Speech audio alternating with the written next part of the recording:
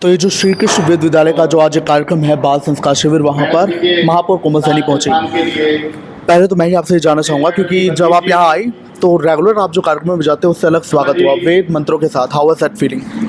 ये एक सबसे अच्छा अनुभव है जब इतने छोटे बच्चे मंत्रों के द्वारा आपका स्वागत करते हैं। तो ये मेरे लिए बहुत खुशी की बात है और बहुत अच्छा अनुभव हुआ कि जहाँ आज बच्चे मॉडर्न चीज़ों में ज़्यादा विश्वास करते हैं, आजकल बच्चे मॉडर्न चीज़ों की तरफ भागते हैं, वहाँ इन बच्चों को देखकर एक संतुष्टि का भी एहसास हुआ कि हमारे बच्चे अपनी संस्कृति को भी पहचानते हैं और अपनी संस्कृति पर गौरव भी करते हैं। आपका यहाँ पहली बार आना हुआ या फिर पहले भी शामिल होते रहे? इससे पहले जो पिछले वर्ष शिविर लगा था तब भी मेरा आना हुआ था शिविर में, और इस बार भी मैम ने आमंत्रित किया तो मुझे बड़ा अच्छा लगा और इन बच्चों से मिलकर भी बहुत अच्छा लगता है। बहुत कुछ सीखने को मिलता है। बात कार्यक्रम में अतिथि के तौर पर आने की एक अलग है, लेकिन इन बच्चों से बहुत कुछ सीखने को मिलता है, तो वो सीखने के लिए विशेष तौर पर मैं यहाँ बहुत बहुत धन्यवाद। तो हमारे साथ प्रमिला ताई हैं। तो ये जो श्री कृष्ण विश्वविद्यालय है पानीपत अंचल में, तो यहाँ पर ये जो बाल संस्कार शिविर है उसमें शामिल हुई हैं, और गीता परिवार जो है उसके तमाम शिविर पूरे देश में होते हैं, उसमें इनका जाना होता है। और 75 साल कुछ इनकी आयु है, और लगभग 33 सालों से आप गीता परिवार से जुड़ी हैं और इन शिविरों में हिस्सा ले रही हैं। तो इंस्पिरेशन आपकी क्या रही थी? मैं तो पहले आपसे यही जानना चाहूँगा, इंस्पिरेशन क्या रही थी कि अब मुझे जीवन की इस राह पर बढ़ना है? क्योंकि whenever we talk about Gita is all about mukti. हमें मुक्ति चाहिए, ज्ञान चाहिए, और ये जो बच्चे हैं इनका जीवन अनुशासन से जुड़ जाता है। तो आपके दिमाग में कब आया था और किस आयु में आपने ये राह पकड़ी थी? मेरी आयु के 42 साल 41 साल के समय मैंने स्वामी जी का एक कथा सुनी, और उसके पश्चात मेरे मन में ये आया कि मेरे जीवन का लक्ष्य ही ये होना चाहिए, क्योंकि हम भारत की सीमा पर जाकर जवान जैसे कार्य करते हैं, भारत की सीमा का रक्षण करते हैं, वो तो हम लोग नहीं कर पाएंगे जी। शायद आयु बहुत सारी बातें। लेकिन फिर मैंने सोचा कि अगर इन बच्चों को संस्कारित बना दे तो निश्चित ही हमारे भारत का कार्य बड़ा होने वाला है। भारत माता समर्थ सद्गुरु बनने वाली है, समर्थ विश्व गुरु बनने वाली है, क्योंकि बच्चों में ही अगर संस्कार नहीं है तो समाज की जो अवस्था हम लोग देख रहे हैं, इसका सॉल्यूशन क्या है? तो यही है कि बचपन में बच्चों के भीतर उन संस्कारों को जगा दे। हमारा हर कार्य भारत माता के लिए होना चाहिए, ना कि जो गद्दारी चल रही है। इसका सॉल्यूशन आपके पास और क्या है? यही सॉल्यूशन है कि बच्चों को संस्कारित बनाओ, ये भारत माता के लिए कार्य करने वाले तैयार हो, और इन्हीं बच्चों में से डॉक्टर बनेंगे, इंजीनियर बनेंगे, शिक्षक बनेंगे, सैनिक बनेंगे, जो भी होगा इन्हीं बच्चों में से तो होगा।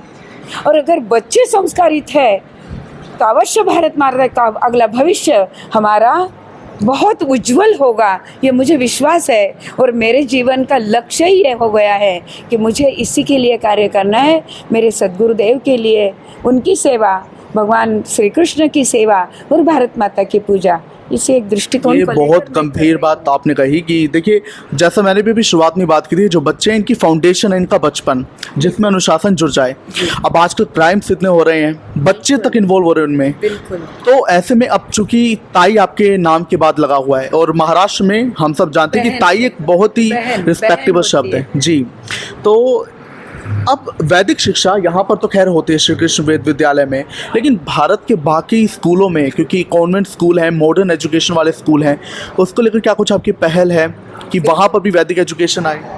नहीं, होना ही चाहिए।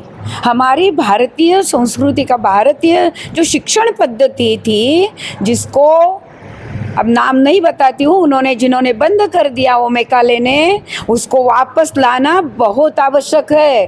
वही शिक्षण पद्धति बिगड़ने के कारण हमारी ये समाज की अवस्था हो रही है। छोटे छोटे बच्चे एक दूसरे का खून करने पर उतारू क्यों हो रहे हैं, जबकि अहिंसा ये हमारा निजी जीवन में आने वाला शब्द है, लेकिन ये ऐसा हो रहा है। अब इसको बदलना है तो इन्हीं संस्कारों की आवश्यकता है, ये मेरा स्वच्छ कहना है। और ये संस्कार स्कूलों में ही आ जाने चाहिए। पुनः अपनी भारत की जो शिक्षण पद्धति थी गुरुकुल पद्धति के अनुसार ही अगर हमारा शिक्षण होगा तो हर बच्चा संस्कारित होगा, वो भारत माता के लिए कार्य करने वाला होगा, ये मेरा विश्वास है और वो होना चाहिए, ऐसा मेरा शासन से भी अनुरोध है। बहुत बहुत शुक्रिया प्रमिलता है आपका।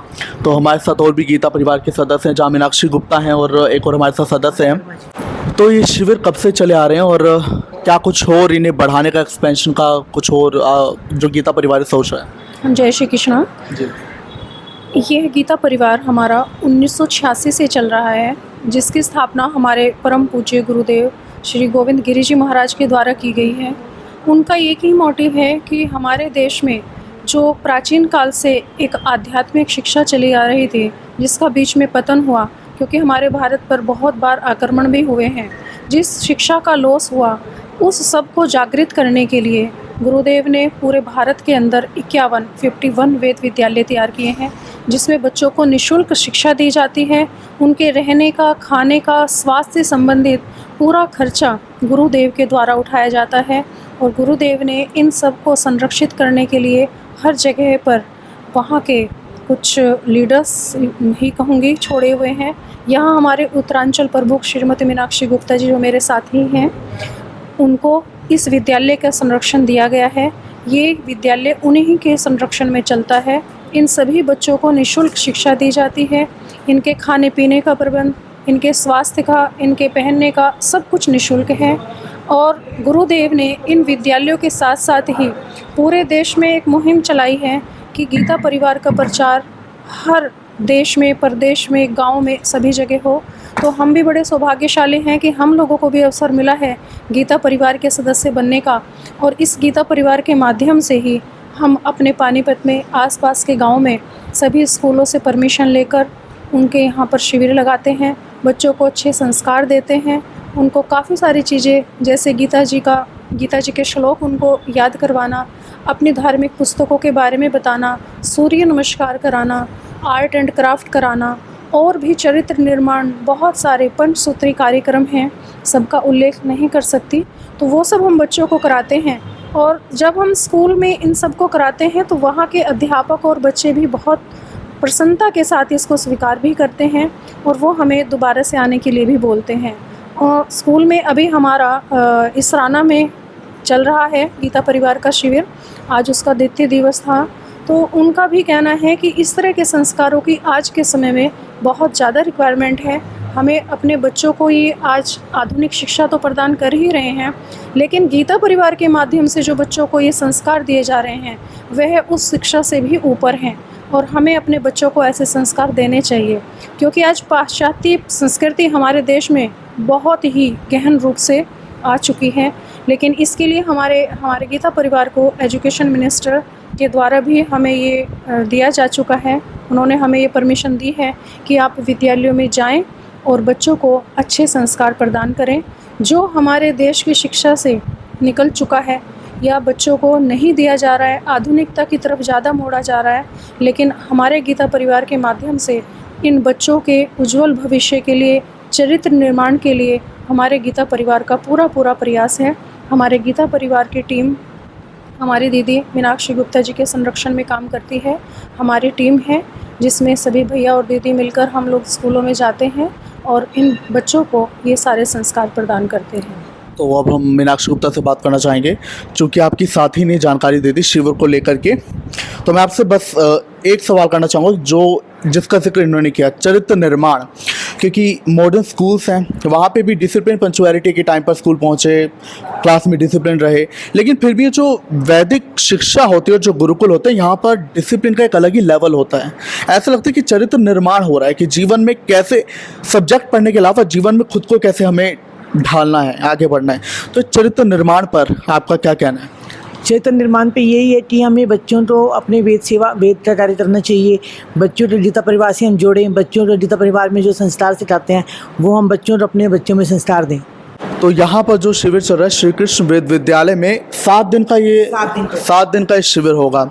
अब चूंकि आप एक बात समझिए, जो यहाँ पर बटुक ब्राह्मण थे जिन्हें आप लोगों ने देखा भी मंत्रोच्चार करते हुए, तो बटुक ब्राह्मण यानी कि अब ये बच्चे हैं, और बचपन एक ऐसी चीज़ है बचपन जिए, खेले कूदे, लेकिन बचपन एक ऐसी चीज़ है, फाउंडेशन है एक उज्जवल भविष्य की।